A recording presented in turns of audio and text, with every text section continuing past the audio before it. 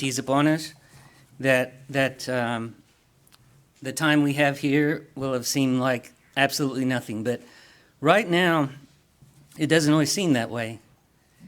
And that's because we're human and we perceive time in a different way than we will then, because there won't be any time at that time. But if you're in need, and I've said this before, if you are in need of encouragement, of being built up, of comfort on a daily basis, and there seems to be one place in the Bible that fits that bill, and that's the book of Psalms. And I can't stress it enough to go to that book if you're going through those times. I can't tell you that enough. Perhaps no other book of the Bible pours out comfort and encouragement like the Psalms. And that's because we can relate to it so much, and for so many things that we go through in this life. Whether it's our own doing, a consequence of our own doings or not, it's still there for us. There's light and darkness in the Psalms, and just to take one small theme and pull it from the Psalms is to find great blessings. Consider what we find when we consider the man who has to battle with darkness. We look in 20, and I'll go through these rather quickly, but in Psalm 27 and verse 1, the Lord is my light and my salvation. These are just some examples. Chapter 18 and verse 28, the Lord will enlighten my darkness. 84 and verse 11, God is a sun. 132 and verse 17, I have ordained a lamp for mine anointed. 119 and verse 105, the word is a lamp to the feet and a light to the path. Chapter 19 and verse 8, the commandment of the Lord enlightens the eyes. Chapter 43 and in verse 3, send out thy light, let it lead me. Chapter 97 and verse 11, light is sown for righteousness. Chapter 112 and verse 4, unto the upright there ariseth light in the darkness. Chapter 37 and verse 6, he shall bring forth thy righteousness as the light. Chapter 32 and in verse 7, he will keep you secretly in his pavilion. The list goes on and on and on and on. There are a vast number of subjects that we can seek out when we read of God's power in the Psalms. The great encouragement is that having an understanding that none of the challenges that faces the saints of God can stand against God's plan or his resources to deal with it. God can defeat it all, and he can help us defeat it all because he is our reason to defeat it. We can't do it without him. And if we look at where our scripture reading came from in chapter 13, we'll read and look in verses 1 through 6. It says, how long, O Lord? And David starts, this is pretty much assume that this is David, but he starts out in 4 times in 2 verses, he says the same thing, how long? It says, how long, O Lord, will you forget me forever? How long will you hide your face from me? How long shall I take counsel in my soul, having sorrow in my heart daily? How long will my enemy be exalted over me? Have you ever felt that way? How much longer can this go on? Because with us, it reaches the point of it's just unbearable. It can become that feeling. He says in verse 3, consider and hear me, O Lord, my God, enlighten my eyes, lest I sleep the sleep of death, lest my enemies say I have prevailed against him, lest those who trouble me rejoice when I am moved. But I have trusted in your mercy. My heart shall rejoice in your salvation. I will sing to the Lord because he has dealt bountifully with me. Charles Spurgeon, a well-known evangelist from the past, said that when you look into David's Psalms, you will see somewhere or others see yourself. You will never get into a corner, but you find David in that corner. I think that I was never so low that I could not find that David was lower, and I never climbed so high that I could not find that David was up above me. And the reason for that is because David turned to God. And sometimes we don't. We just forget that part of it. And incidentally, it's the most important part because nothing will work without turning to him. Joseph Parker said, this psalm begins with winter and ends with summer. It begins with low, muffled tones of sorrow and ends with the rapture of praise. And that's how quickly God can turn you around if you let him. He's trying to help us. It's right there in the book in front of us. Every day it's there for us. He's trying to help you, and he can turn it around, just like he did with David.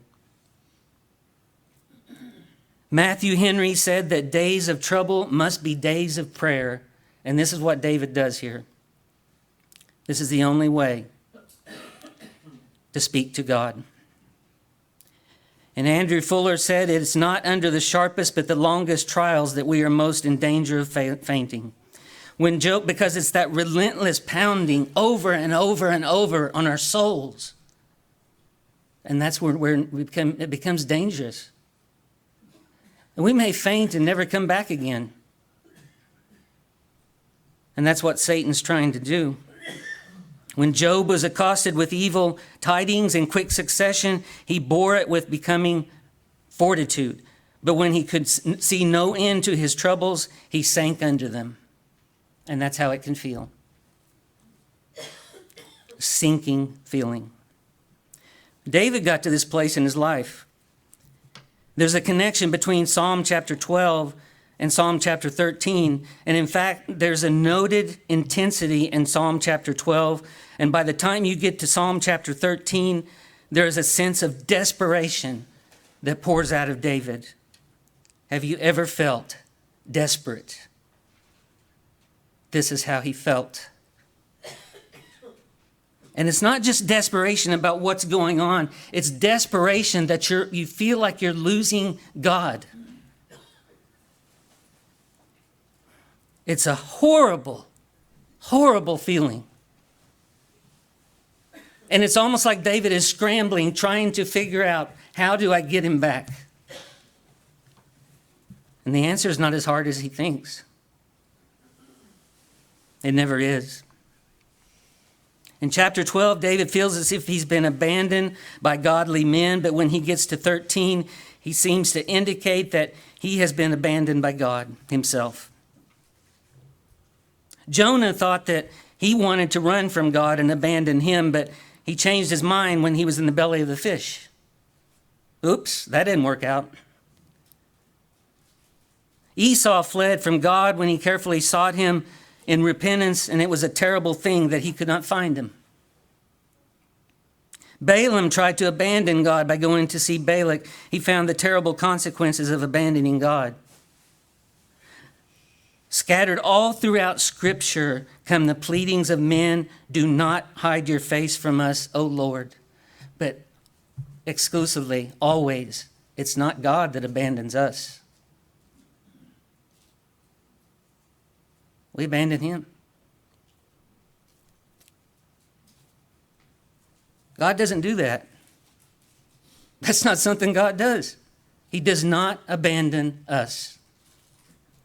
No matter how much we think we're doing everything we can, you better think again and figure out what it is. And with David, it's turning to him with all of his heart.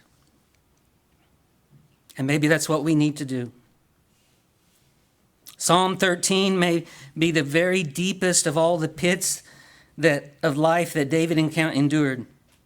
And in this psalm, he is all alone and momentarily felt that even God had left him. And this may have taken place, this could have taken place possibly in 1 Samuel chapters 21 and 22 as David feared Achish, the king of Gath, and escaped to the cave of Adullam. And it kind of reminds you of when Elijah escaped to the cave from Jezebel. kind of the same thing here. And forgive me for feeling this way, but I take great encouragement, and maybe the world wouldn't understand this, but you all do. I take great encouragement from the fact that the man that God called after his own heart would cry out as he did in this psalm.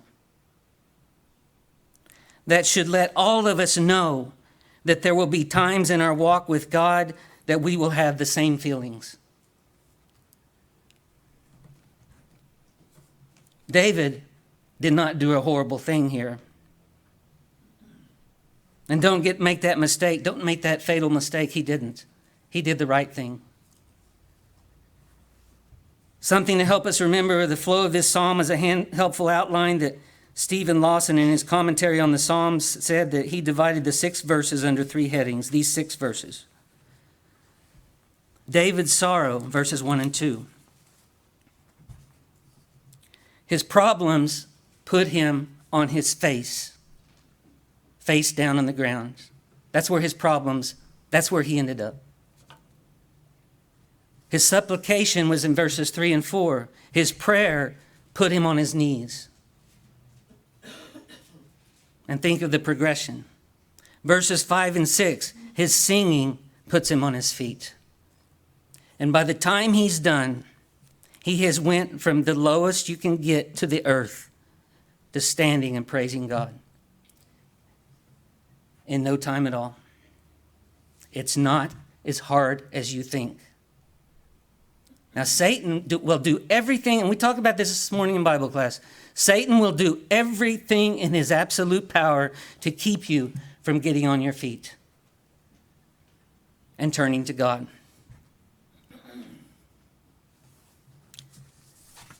As we also said in Bible class this morning, the sad thing is he succeeds.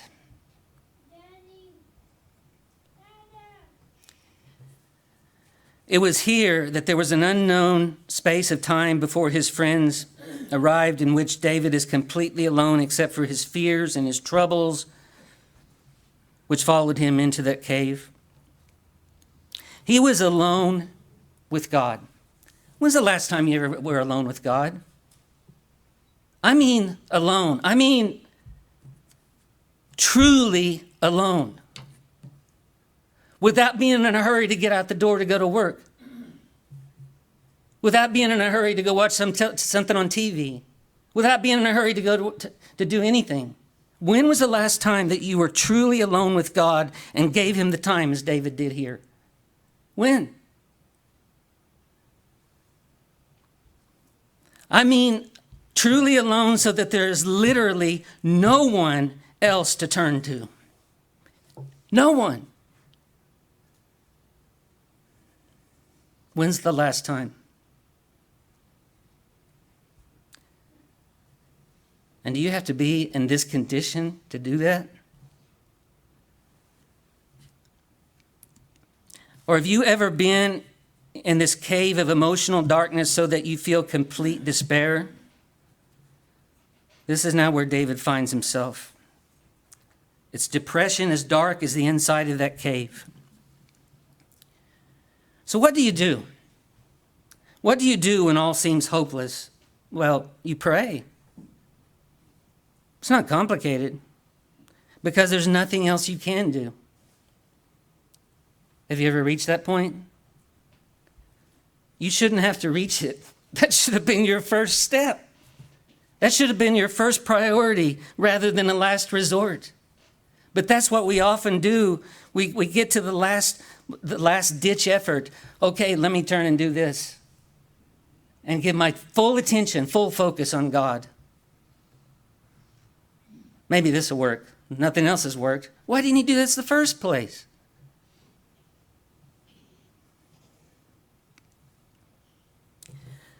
In verse 1, he said, "How long, O Lord, will you forget me forever?"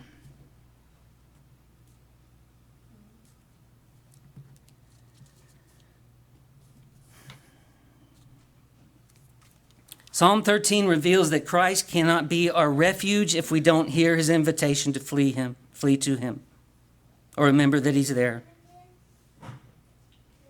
and not just forget that he's there. And not just forget that he cares, because he does. Sometimes we have to hit rock bottom. Quite often, we as humans, we have to hit rock bottom. That shouldn't be. Cave times can happen to anyone. Because others no longer seem as supportive or as friendly, and to find that there's very little said or written in Christian literature about helping believers who feel abandoned by God. Martin Lloyd Jones's classic Spiritual Depression, Its Causes and Cures, doesn't even cover the topic.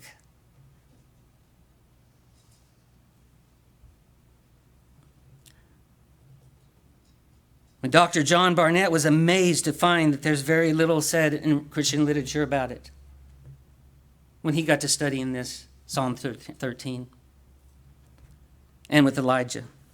Why do you suppose this is? Could it be because we have emphasized so much that Christians are just supposed to be stronger than that? You need to snap out of it.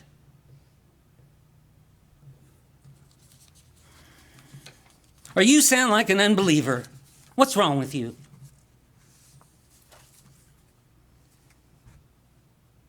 Do we ever do that? Does that sound familiar at all? It's the wrong approach. After all, it was the dying French atheist, Voltaire, who said, now think about this. Voltaire said, I am abandoned by God and man. What? You're an atheist.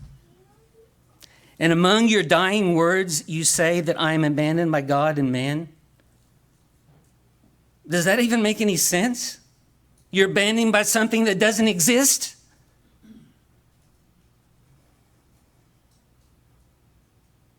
You see the problem that atheists have? Takes a lot of work, doesn't it? Merriam-Webster's Collegiate Dictionary defines despair as follows: to lose all hope or confidence. And all of us lose those things at different times in our lives. I think it's common.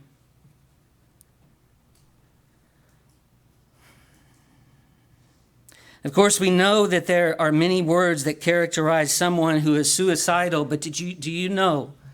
Do you happen to know? A lot of you probably do, but do you know what the one word is that characterizes suicide more than anything else? Do you know what it is? Hopelessness. And if you've ever studied that, suicidology, you'll find that out. That's the number one thing, the number one, hopelessness. Don't you know that is Satan's ultimate achievement and grand celebration for him? I mean, that's his ultimate gift. For that to be the end. And most of us have probably known someone that did it. I worked with someone for 6 years that did. What a waste. Just gone.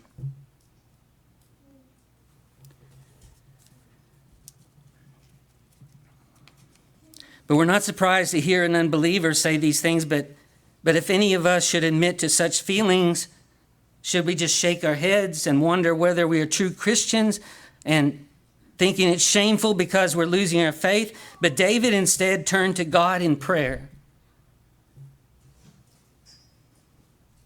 The recognized founder of psychoanalysis, Sigmund Freud, said that religious people were weak and they're delusional, and they're seeking for a powerful father figure. But that part about being weak and seeking for a powerful father, David would say, yeah, what's your point? You're right. I agree. What's wrong with that?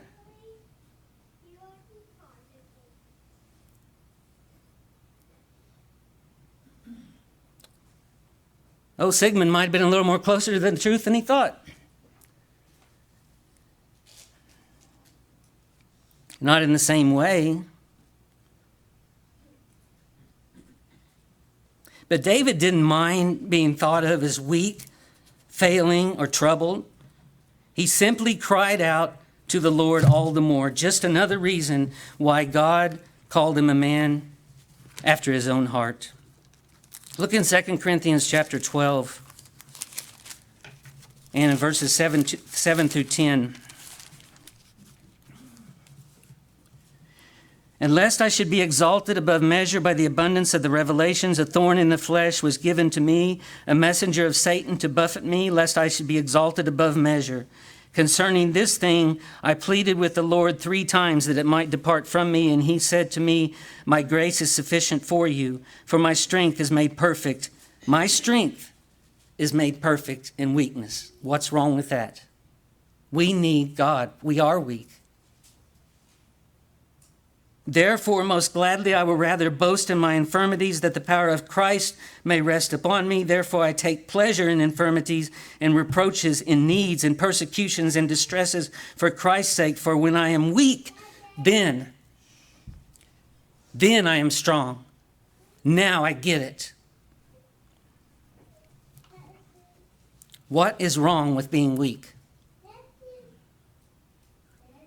and depending upon God? There's nothing wrong with that. That's the way it should be.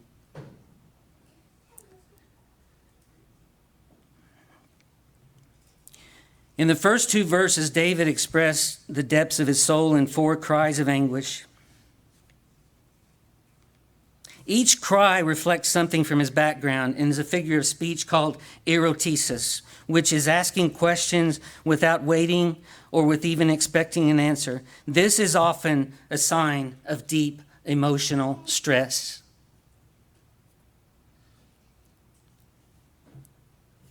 Have you ever tried to pour your heart out to someone, or someone ever tried to pour their heart out to you, and that's what they do?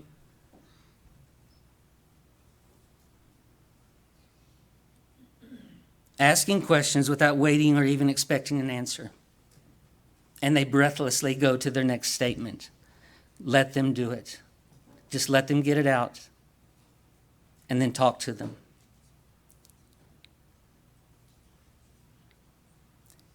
Because they're at the point, at that very moment, where they think that there is no answer.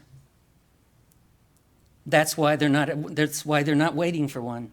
That's why they're not giving you a chance to talk. That's why they're not giving you a chance to they just want to talk. It's not that they believe there is an answer, and that's why they do it.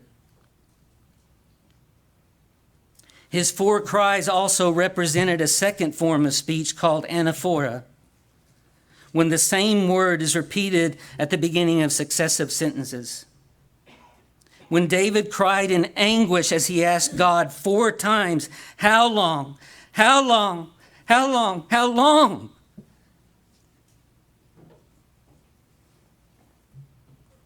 He never paused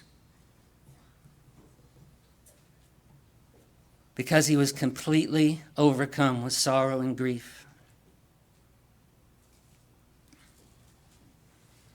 So now you know.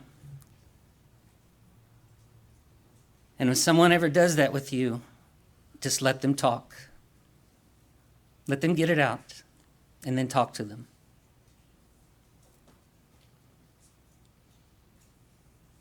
You try to interrupt them, you're going to make it worse. You try to fix it, you can't fix it. Not at that moment, you can't fix it. Let them talk. The opening words in Psalm chapter 13 reveal 4 deeply wounded areas of his life. And this strikes a chord in our own hearts and our own lives. Will you forget me forever? David was just saying, I can't go on. I can't do this anymore.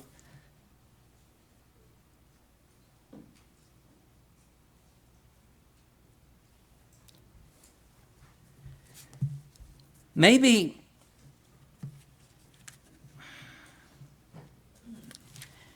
at some point you've reached in your life.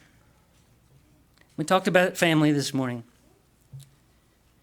Marriage, family, work, school, where you just feel like saying, I just can't do this anymore.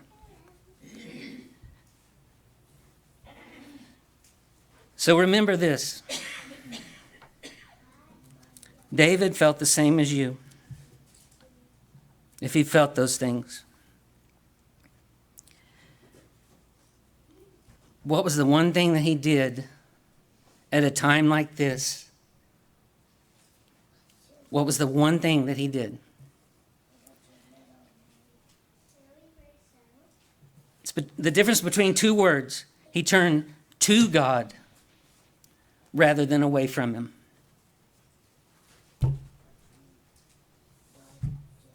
Wow. What a concept. That's really complicated.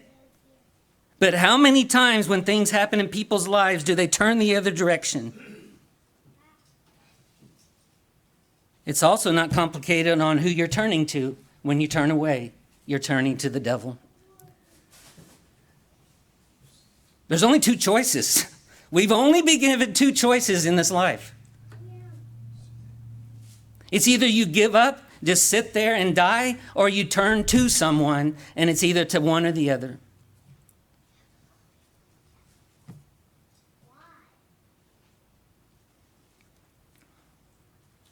Sometimes we don't sense that God is there. That doesn't mean he's not there. I can't stress that enough. Because you don't sense it doesn't mean he's not there. How many times can you trust your senses?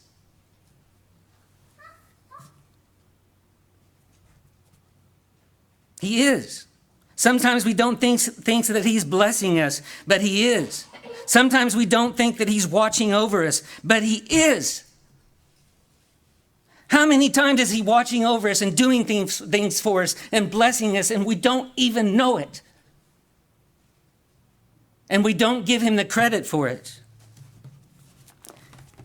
Perfect example. Hosea chapter 11, verses 1 through 4. When Israel was a child, I loved him. And out of Egypt I called my son. And as they called them, so they went from them. They sacrificed to the Baals and burned incense to carved images. I taught Ephraim to walk, taking them by their arms, but they did not know that I healed them. How many of us have taken a child that will never remember this later, but you did all these things anyway? You loved them. I stooped and I fed them. I drew them with gentle cords, with bands of love, and I was to them as those who take the yoke from their neck. I stooped and I fed them. They're not going to remember that later, but maybe in some way they do.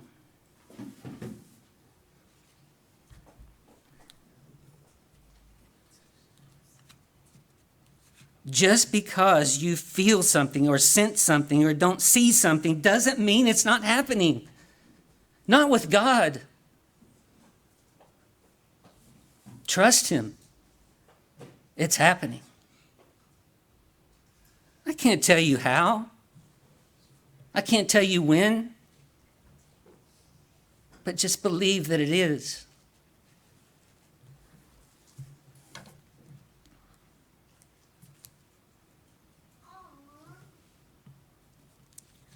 David's experience, and some people, their lives just seem to be a never-ending turmoil. Okay, but David's experience of being swept away by his emotions is common. He had ruminated so long on disaster after disaster after disaster that he was feeding on that dark hopelessness. He had been in it so long that he was feeding on it, and the negativity was feeding itself. He couldn't stop it. It's almost like his thoughts were snowballing and going down faster and faster.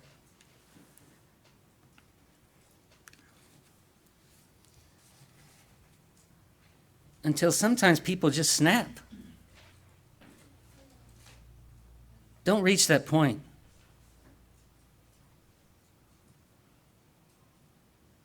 To go through emotional upheaval like this, you don't have to be running from the Philistines or have a personal adversary like a giant who's trying to kill you.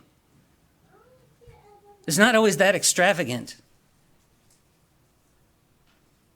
It can be that little thing, that little straw that just breaks the camel's back.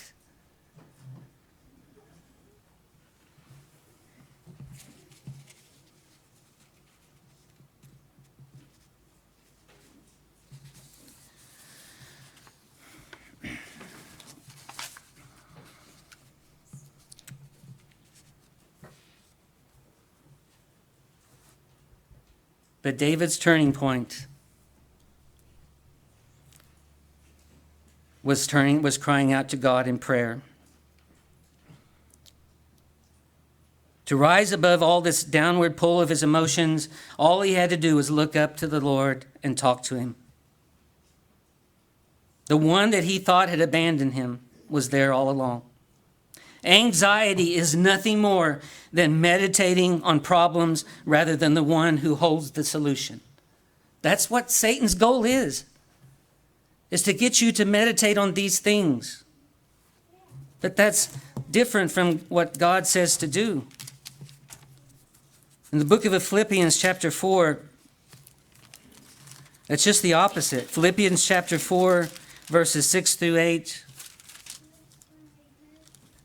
Be anxious for nothing, but in everything by prayer and supplication with thanksgiving, let your requests be made known to God, and the peace of God, which surpasses all understanding, will guard your hearts and minds through Christ Jesus. Finally, brethren, whatsoever things are true, whatsoever things are noble, whatever things are just, whatever things are pure, whatever things are lovely, whatever things are of good report, if there's any virtue, and if there's anything praiseworthy, meditate on these things.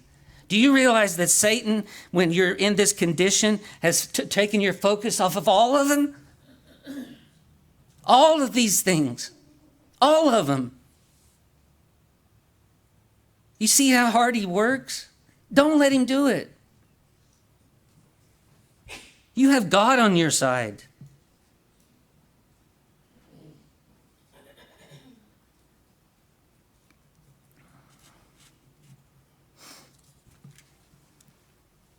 God never wants us to feel this way. He loves us. He doesn't want us to feel that way. Just like you don't want your child to feel that way, because then it makes you feel that way. It makes you feel sad. God is your Father. He loves you. He clearly commands us to meditate on his word instead.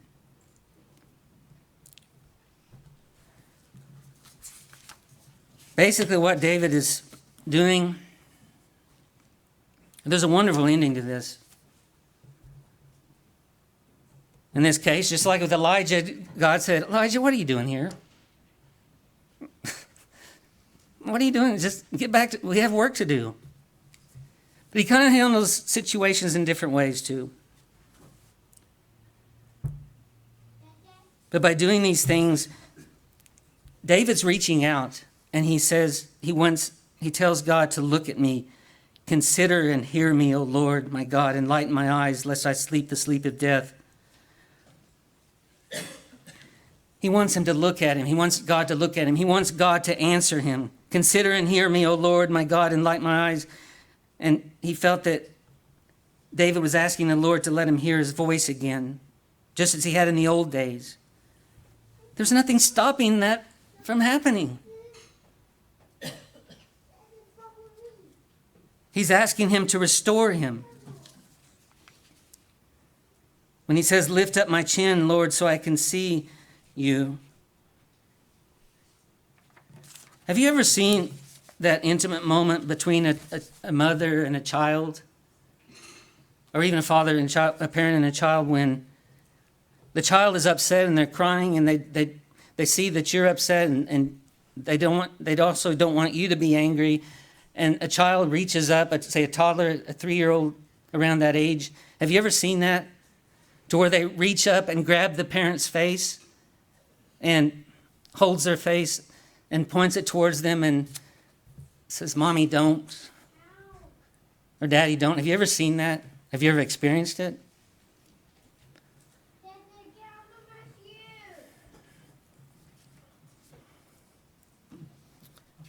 there's almost that moment here. And then have you ever seen the parent reach down and hold the child's face by the chin, hold it by the face, it said, it's going to be okay.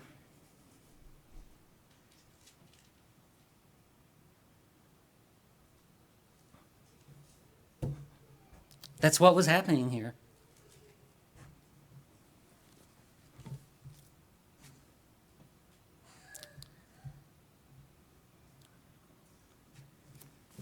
I love how it ends.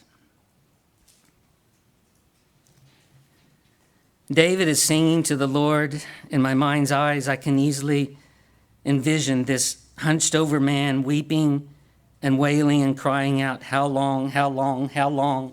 Such a pitiful, pathetic figure.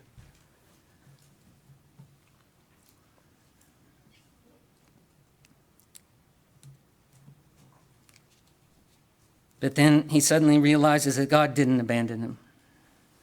He realized that this was a very short prayer, but it's all it took to lift him up.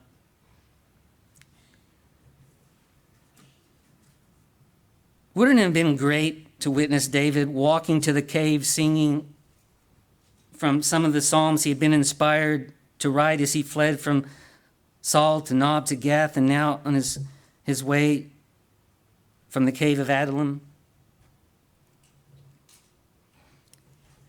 Psalm chapter 23 and verse 1, the Lord is my shepherd.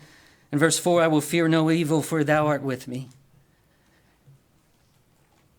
And David has now had a refresher. And my apologies to Brother Lanny, but I made him do the bulletin wrong because now I changed my mind. But tonight will be on Psalm 23 because I think it follows this very well.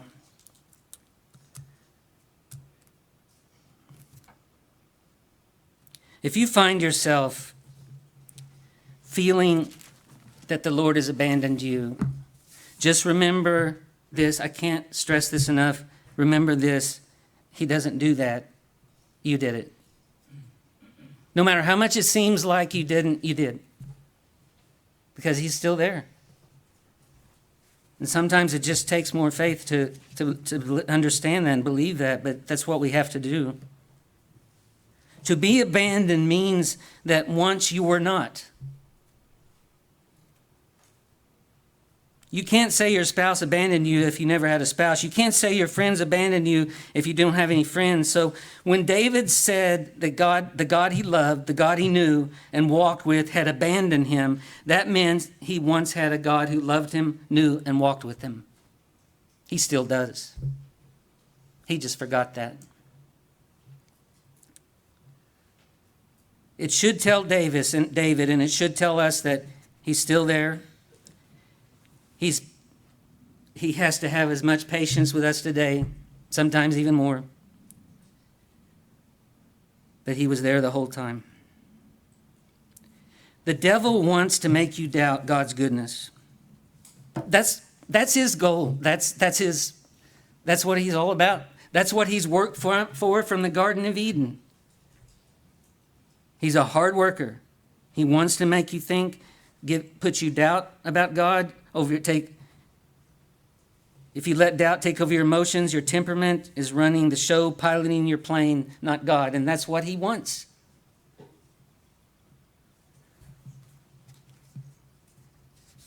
I don't get a very good picture in my mind of Satan piloting an airplane than God. That doesn't sound good to me. But that's really what we're doing when we question God and deny that he's still there. The only way, no matter what this world tells you, the only way that you can do that is to get close to him again.